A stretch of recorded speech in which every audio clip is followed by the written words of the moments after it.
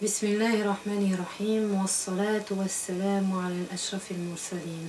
Chers frères, chères sœurs, dans cette séance-là, je voudrais vous parler des noms d'Allah. À chaque fois, en fait, je voudrais vous parler un des noms d'Allah. Alors aujourd'hui, ça serait le nom Ar-Rahman, le miséricordieux. Le nom Ar-Rahman, le miséricordieux, il est dans le début de chaque surah de Coran, sauf surat Tawbah, dans Bismillahirrahmanirrahim. Et la plupart de toutes nos actions, nous devrons commencer par dire Bismillahirrahmanirrahim. Rahman, le miséricordieux, il doit être continuellement dans notre tête, parce que c'est le nom d'Allah le plus fort. Allah Ta'ala dit sa miséricorde, il est plus fort, plus grand que sa colère. C'est cette miséricorde-là, croire dans la miséricorde d'Allah, d'être sûr, d'avoir la conviction qu'Allah Ta'ala est le miséricordieux, nous permet de vivre une vie stable, nous permet de vivre une vie d'espoir. Parce que quelqu'un qui n'a pas d'espoir dans la miséricorde, quand il fait une erreur, quand il fait un péché, il va désespérer et peut-être plonger par son désespoir de faire encore pire, parce qu'il dit voilà, pour moi il n'y a plus d'espoir. Et par contre, si quelqu'un croit que la miséricorde d'Allah il est si grand, si important, qu'il est au-delà de tous les autres noms d'Allah, à partir de là, malgré tout, la porte de retour vers Allah est toujours ouverte. Et le fait que la porte d'Allah est toujours ouverte devant nous, parce qu'il est miséricordieux, il nous donne toujours, dans toutes les circonstances et dans toutes les situations, cet espoir pour pouvoir avancer. C'est le nom d'Allah qui nous permet de continuer dans la vie malgré tout. C'est cet espoir-là qui nous pousse d'avancer dans notre chemin, à partir de notre naissance jusqu'à notre mort. On fait un chemin qui se termine par la mort, et qui se termine par la mort et qui nous permet d'arriver quelque part. Alors si on a l'espoir que Allah Ta'ala nous fait arriver vers le bien parce qu'il est miséricordieux, alors on va toujours, même si on est tombé, même si on a fait du mal, même si on s'est trompé et on est tombé, on se relève et on continue et on espère. Et cet espoir-là, c'est le moteur de notre vie. Cet espoir, dans la miséricorde d'Allah, il nous permet de devenir des personnes qui avancent et qui sont forts parce qu'ils sont capables, dans toutes les circonstances, dans toutes les difficultés, de continuer, d'avancer.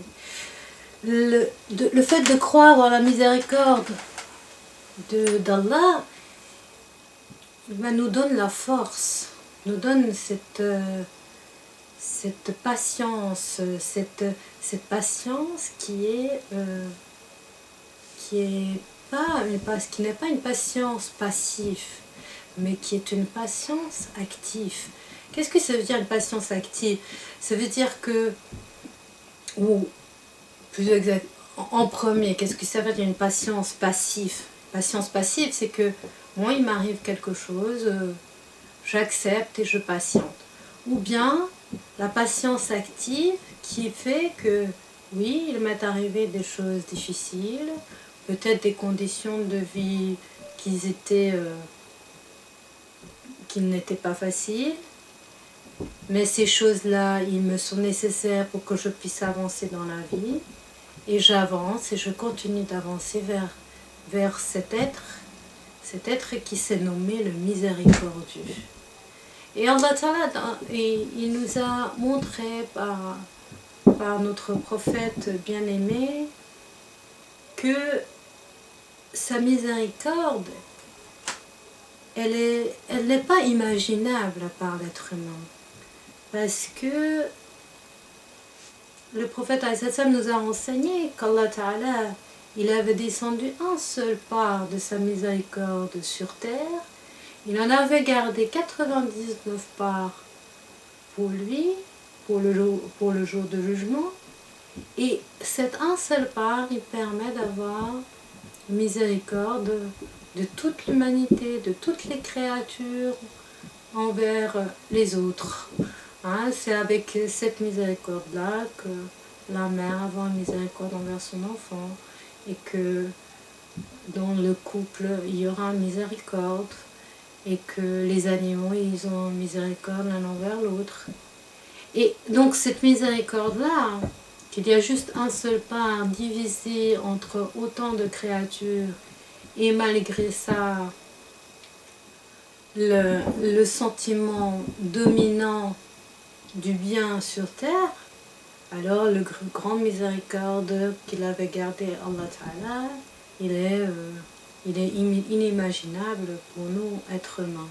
Cette petite part qu'il avait descendue sur nous permet de comprendre qu'il existe la miséricorde, nous permet de comprendre l'importance de cette miséricorde et nous permet aussi de savoir que la miséricorde d'Allah, il n'est pas imaginable pour nous, parce que nous en partageons juste une petite part, et déjà ça, c'est quelque chose de grandiose pour nous. Et puis le miséricorde d'Allah Ta'ala, il nous permet aussi d'avoir la honte d'agir mal, de dire avec toute miséricorde qu'il a envers moi, mon Créateur, avec tout le bien qu'il m'avait donné, et moi j'ai agi mal, ça nous permet aussi d'avoir la honte de notre mauvaise action et de tout de suite repentir de cette action, purifier notre cœur et avancer vers le bien.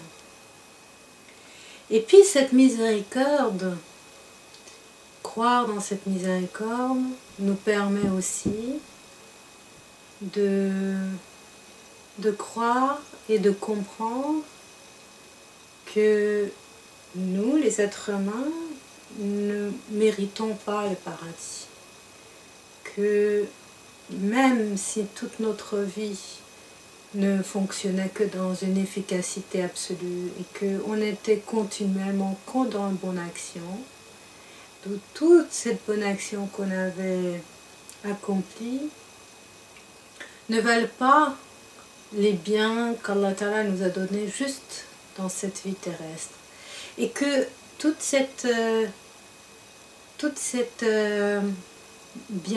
ce bienfait qu'il nous a accordé, même notre bonne action finalement, celui qui nous a permis d'agir bien, nous permettra pas d'accéder au paradis. Alors, autant qu'on ferait du bien, on pourrait désespérer de paradis en disant que ce n'est pas possible par nos actions d'entrer, par nos actes, entrer au paradis, puisque logiquement, on vit sur terre quelques années, quelques jours, on va commettre des péchés, on va commettre des fautes, des erreurs, et on va aussi sûrement faire des bonnes actions. Mais c'est pour un temps bien déterminé, pour avoir en contrepartie une récompense éternelle qui est le paradis, ce n'est pas possible. Donc, si on n'était pas au courant qu'Allah Ta'ala est le Rahman, le miséricordieux, on pourrait désespérer d'entrer au paradis. On pourrait dire, il n'est pas possible. Logiquement, si on fait des calculs humains, il n'est pas possible. Mais comme on sait qu'il est le miséricordieux, alors, et qu'il est le miséricordieux envers tout le monde, même ceux qui ne suivent pas son chemin, il va leur donner de l'air à respirer et de la nourriture pour vivre. Et il va leur accorder tout le bien sur cette terre. Et malgré que ceux-là, ils ne remercieront pas, et ben, c'est un grand miséricorde qu'il a en lui, qu'on ne peut pas imaginer, et que, en fait, nous permet, malgré toutes nos actions mauvaises, malgré tous nos péchés, malgré